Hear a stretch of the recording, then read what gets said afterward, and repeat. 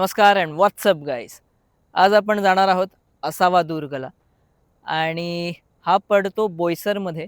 So तुम्ही इथे याल कसे? बोईसर रेल्वे स्टेशनला उतरायचं. तिथून आयदर तुम्ही बस डेपोला जाऊ शकता, जिकडून सकाळी 8 वाजताची एक बस असते बऱ्हाणपूरला जाणारी.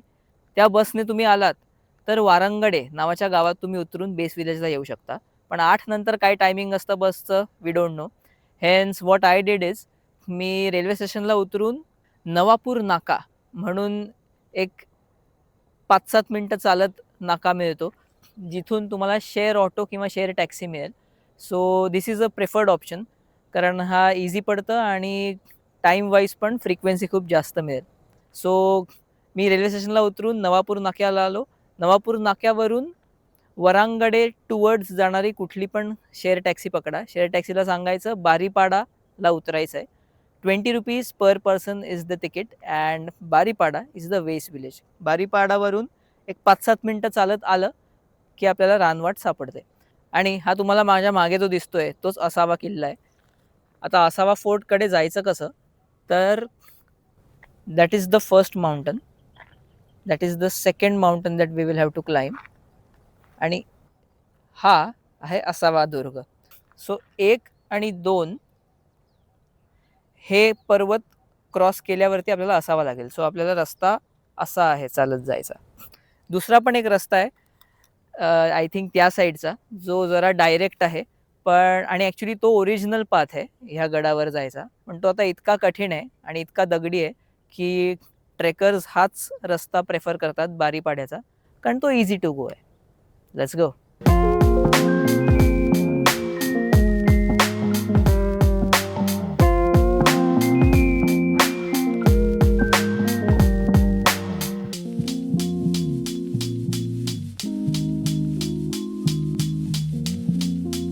सरळ चालत आलं की तुम्हाला एक असा बोर्ड दिसेल, पण घाबरू नका, तुम्ही बरोबर रस्त्यावर आहात. सरळ जायचं, लेफ्टला एक असा छोटा ब्रिज दिसतो आणि the sign that you are on the right path is the board that we just saw at the base of the bridge. आणि ठिकठिकाणी तुम्हाला असे ॲरोज दिसतील which will suggest that you are on the right path.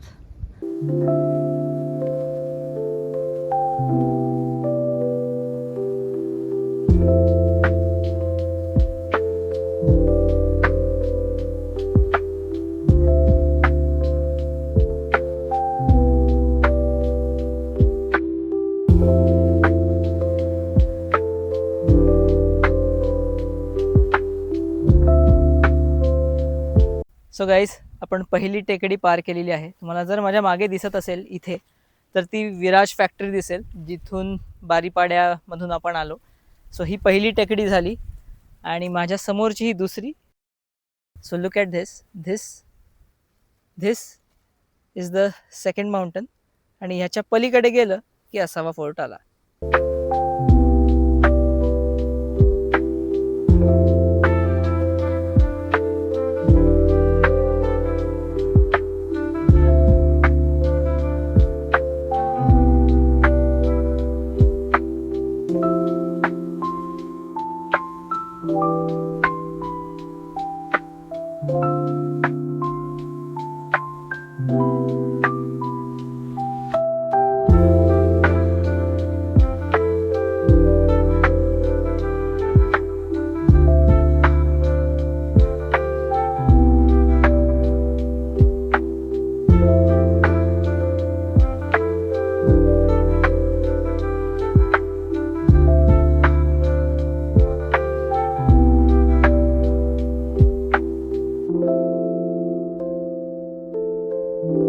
So आपण आता आसावा दुर्गपासून फक्त एक climb दूर आहोत आणि आत्ता वाजलेत सकाळचे 10:15. सो मी खुश आहे की तसा खूप वेळच झाला आहे माझा ट्रेक.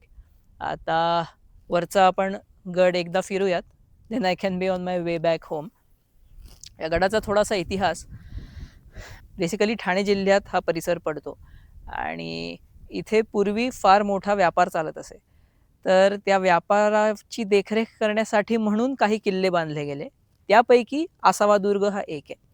आणि हिस्टॉरिकली बघायला गेलं तर इन द इयर 1738 श्रीमंत बाजीराव पेशवे ह्यांचे धाकटे बंधू म्हणजे चिमाजी आप्पा ह्यांना शंकरराजी फडके यांनी एक पत्र लिहिलेलं आणि त्या पत्रात असा उल्लेख आहे की आसावा दुर्गवरती काही पाण्याच्या टाक्यांना चुना लावून व्यवस्थित करायचं आहे, त्यासाठी तुम्ही 4 गवंडी पाठवावेत.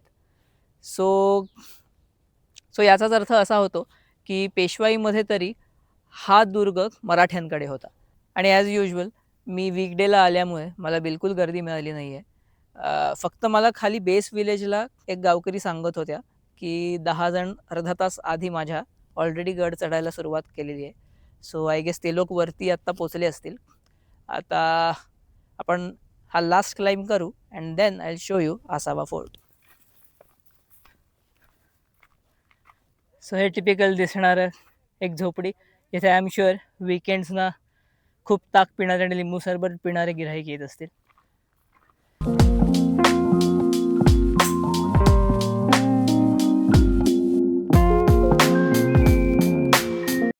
आणि इथे गड चढल्यावरच आपल्याला एक तोफ दिसते. इनफॅक्ट 2 तोफा दिसतात.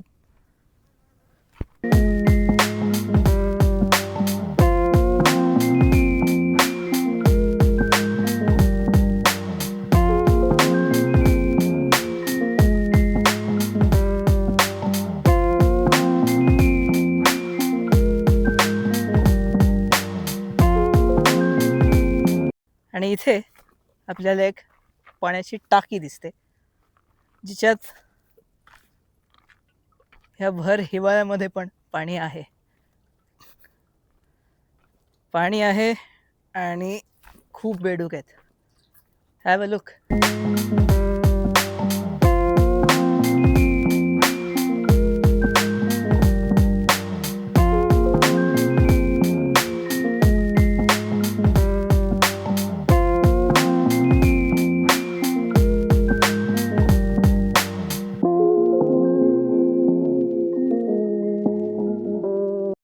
आणि इथे माझ्या मागे बांधीव टाके असा एक बोर्ड लागलाय आणि बघून असं वाटतं की ही एक स्टोरेज प्लेस असावी सामग्री स्टोअर करण्यासाठी. Have a look.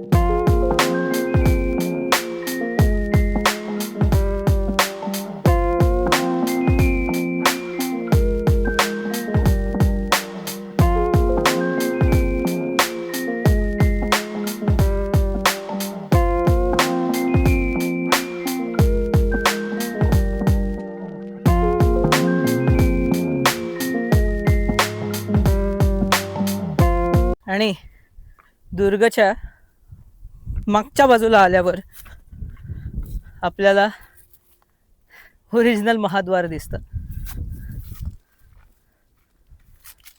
सो आत्ता माझ्या मागे तुम्ही जे बघताय हे ओरिजिनल महाद्वार आहे. पण हा रस्ता चढण्यासाठी खूप कठीण असल्यामुळे आपण बारीपाडावाला इझीवाला रस्ता वापरतो, जो बरोबर ह्याच्या उलट्या बाजूला आहे. आणि ह्याच रस्त्याने आपण खाली गेलं तर आपल्याला नॅचरल गुहा मिळते. But that is not on my itinerary today, but you can explore it if you want to. But let me warn you, तो वाला रस्ता थोडासा टफ आहे. Let's have a look at the original Mahadwar.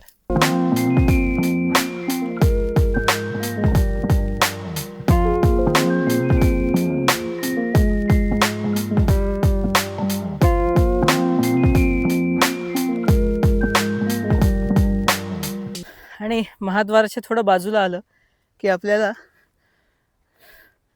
Original गडावर केलेल्या चढण्यासाठीच्या पायऱ्यांचे अवशेष दिसतात. हाय फुटेज बघा, यावरून तुम्हाला अंदाज येईल की ह्या एकेकाळी कोरीव नीट पायऱ्या होत्या.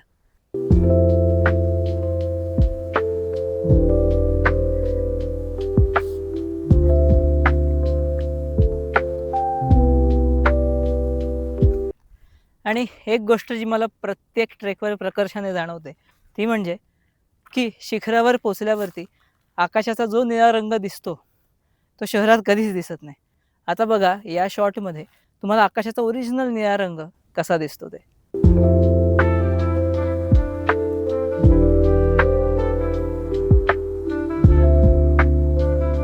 आज विजिबिलिटी खूप चांगली आहे, कारण आपण लास्ट टाइम काळदुर्गला गेलेलो तेव्हा ढगाळ वातावरण असल्यामुळे आपल्याला सी लाईन दिसत नव्हती.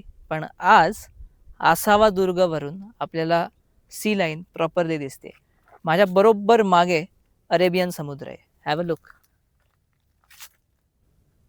तुम्ही नीट बघितलं तर इथे तुम्हाला लाटा दिसतील. So that is it for our Asava दुर्ग टूर. ऑल इन ऑल हा एक सोपा ट्रेक आहे. बिगिनर्ससाठी पण एक सोपा ट्रेक आहे. आणि the path is well marked.